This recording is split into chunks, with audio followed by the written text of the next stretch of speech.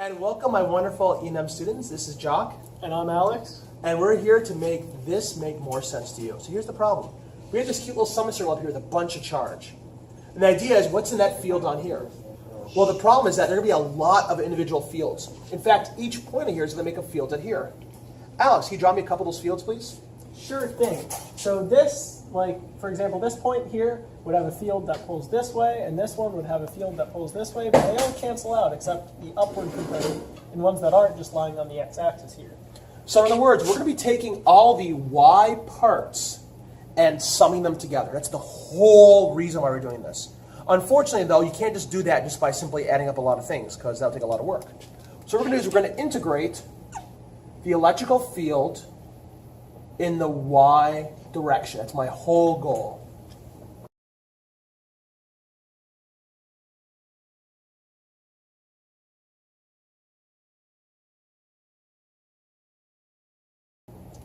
And in order to integrate, you must integrate from one point to another. So we're going to kind of like start here at 0, and we're going to integrate around the entire thing. So imagine, kind of like we're sweeping out a little area. Starting here, we're sweeping, going all the way around. So to do that, the first thing I need to do is to figure out what the heck's happening here. So starting here, that's my radius. As it goes up, it starts sweeping out more and more of this distance. That distance is r d theta. It's kind of like the region I swept out. Obviously, once I go all the way around at 180 degrees or whatever, I'm going to sweep out this entire distance. Cool beans. The electrical field is going to be, I'm doing over 1 over 4 pi epsilon naught, because that's what we do. Q over r squared, that's the field. Notice there's nothing that's actually being changed in here. The thing that's changing is the y component. And class, what is the y component in this case? This will be sine or cosine of this cute little triangle. A little bit louder. Sine. Well, I was asking them, not you. But I don't know. is right. I wasn't. It is sine. Sorry, guys. I was expecting. On behalf of everyone else, apology accepted.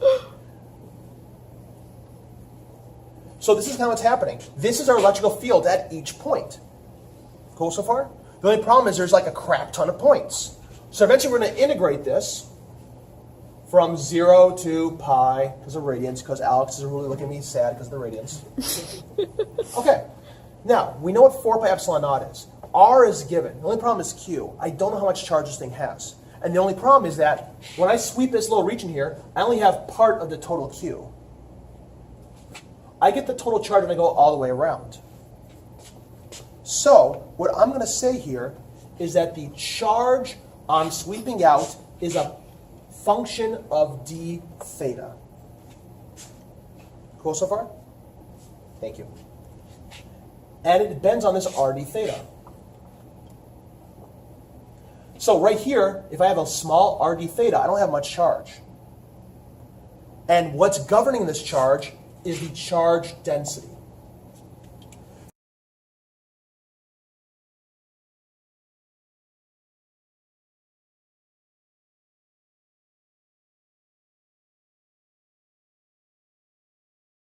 So this is telling me that the charge I've swept out is based on how much of an arc length I made times the charge density.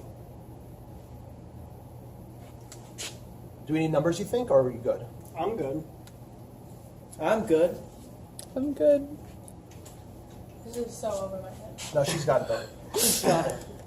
So I'm going to replace the charge with this.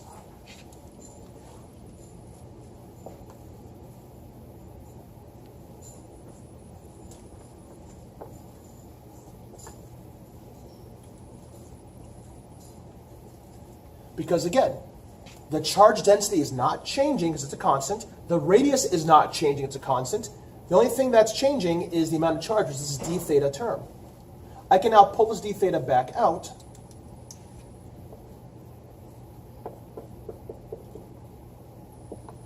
Cancel out an r.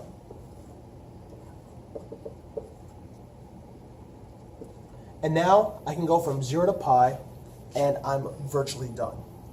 And just to clarify, the sine theta should be like everything. Yes, I'm just like, this is my term, and now I'm integrating that term over all angles. This is the electrical field at any given point. Adding them all up by integrating it is the total. Now, I personally am a stickler for symmetry because I was actually taught, and this is not a joke against Cap, but like by a bunch of Russian professors, and I'm joking, who really emphasize symmetry. So what I did is I knew that from 0 to pi over 2, it's the same on both hemispheres. So what I did is I pulled a 2 out here, and I put a over 2 there.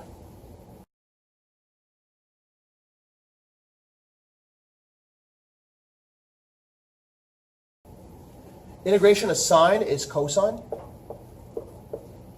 Negative cosine. Thank you. I was about to add that in. And this becomes lambda over 2 pi epsilon naught r. And when you integrate that and you put in two values, one for 0 and one for pi over 2, you end up with just this right here, and that's going to be the final answer. So as a quick, now 45-second summary, I had to sweep out and figure out the charge. The charge is the only thing that was changing as I sweep it out. That's why I integrated the angle. Everything else here is constant. The charge, however, I found out is the product of how far you went times the linear charge density. Ladies and gentlemen, on behalf of Alex and Jockmans, thank you and have a great day. Thank you, and have a great day.